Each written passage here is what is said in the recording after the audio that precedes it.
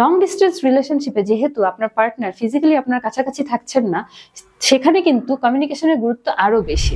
এমন অনেক সময় হতে পারে যে আপনি হয়তো ওই নির্দিষ্ট সময়টাতে কথা বলতে পারলেন না কোনো একটা এমার্জেন্সি কারণে, সেটাও আপনি আপনার পার্টনারকে খুলে বলুন, আপনার ব্যস্ততার কারণটি তাকে জানান।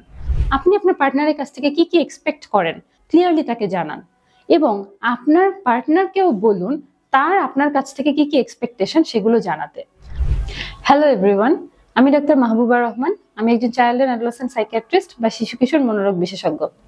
বর্তমানে কর্মরত আছি medical college for women and hospital উত্তরাতে। সেই সাথে আমি একজন সাইকিয়াট্রিস্ট হিসেবে সংযুক্ত আছি আইসেলফের সাথে।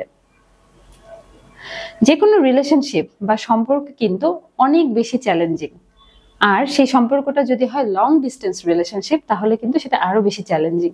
আমাদের কাছে প্রায়ই অনেক ক্লায়েন্ট আসেন যারা একটা লং ডিস্টেন্স রিলেশনশিপে আছেন, তারা কিন্তু সব জেনে বুঝেই এই রিলেশনশিপে জড়িয়েছেন, কিন্তু কিছুদিন পর দেখা যাচ্ছে তাদের মধ্যে অনেক ধরনের কনফ্লিক্ট, অনেক রকম দ্বন্দ্ব তৈরি হচ্ছে। তো কিছু বিষয় যদি আমরা মাথায় রাখি, কিছু বিষয় যদি আমরা ফলো করি, তাহলে কিন্তু লং ডিস্টেন্স রিলেশনশিপের এই দ্বন্দ্বগুলো কাটানো অনেকাংশেই সম্ভব। প্রথম কথা হচ্ছে, অন্যান্য আর 10টা রিলেশনশিপের মতোই খুবই গুরুত্বপূর্ণ একটি বিষয়, সেটি হচ্ছে কমিউনিকেশন। যথাযথ বা ইফেক্টিভ কমিউনিকেশনের গুরুত্ব কিন্তু অনেক বেশি।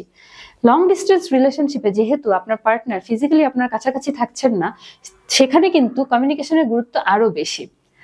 হয়তোবা আপনারা দুজন দুই শহরে আছেন, অথবা দুজন দুই দেশে আছেন, দেখা যাচ্ছে আপনাদের দুজনের টাইমিং মিলছে না, দিন রাতের পার্থক্য এমন যে আপনারা চাইলেও সব সময় হয়তো যোগাযোগ রক্ষা করতে পারছেন না।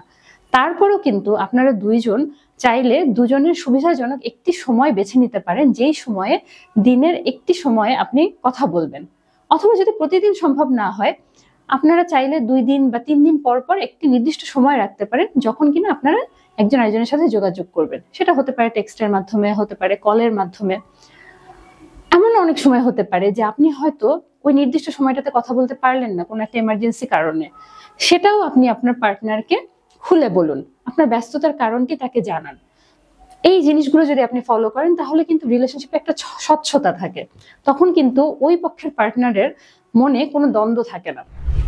এরপর আরেকটি গুরুত্বপূর্ণ বিষয় হচ্ছে, আপনি আপনার পার্টনারের কাছ থেকে কি কি এক্সপেক্ট করেন, কি কি জিনিস আশা করেন সেটা ক্লিয়ারলি তাকে জানান, এবং আপনার পার্টনারকেও বলুন তার আপনার কাছ থেকে কি কি এক্সপেকটেশন সেগুলো জানাতে।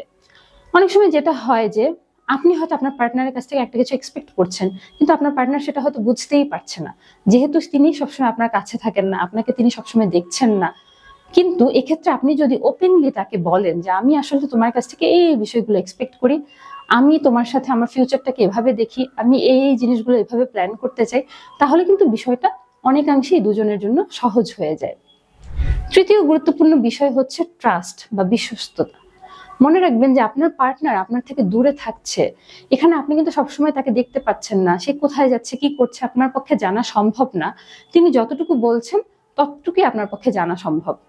তো এই জিনিসটাকে কিন্তু আপনাকে বিশ্বাস করতে হবে। এই জায়গায় বিশ্বাসের একটা অনেক গুরুত্বপূর্ণ ভূমিকা আছে। আপনি যদি প্রতিনিয়ত তাকে অবিশ্বাস করতে থাকেন, তাহলে কিন্তু একটা টক্সিসিটির পর্যায়ে চলে যাবে বিষয়টা। কাজেই সে যখন আপনাকে কোনো কথা বলবে তার কাজ নিয়ে বা তার ব্যস্ততা নিয়ে, জিনিসটাকে খুব সহজে অবিশ্বাস না করে বিশ্বাস করতে চেষ্টা করুন। এরপরে আরেকটি গুরুত্বপূর্ণ বিষয় হচ্ছে দুজনেরই পার্সোনাল স্পেস বা প্রাইভেসি।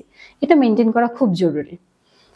শুধু আপনার পার্টনারের ক্ষেত্রে না, আপনার ক্ষেত্রেও কিন্তু আপনার যে পার্সোনাল স্পেস বা প্রাইভেসি সেটি যদি আপনি মেনটেন করতে না পারেন, একজন ব্যক্তি হিসেবে আপনার কিন্তু পার্সোনাল গ্রোথ হবে না। দুজনেরই কিন্তু এই পার্সোনাল গ্রোথটা খুবই গুরুত্বপূর্ণ দুজনের জীবনেই, কারণ দুজনেই যদি নিজেদের সেলফ ডেভেলপমেন্ট, সেলফ গ্রোথের জায়গাটা যথাযথভাবে পালন করতে না পারেন, তাহলে কিন্তু আপনাদেরই ভবিষ্যৎটা সুন্দর হবে না।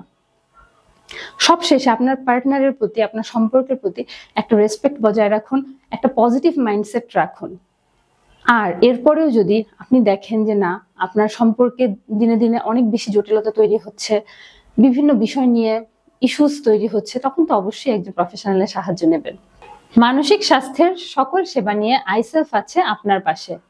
আসুন মনের যত্ন নিই।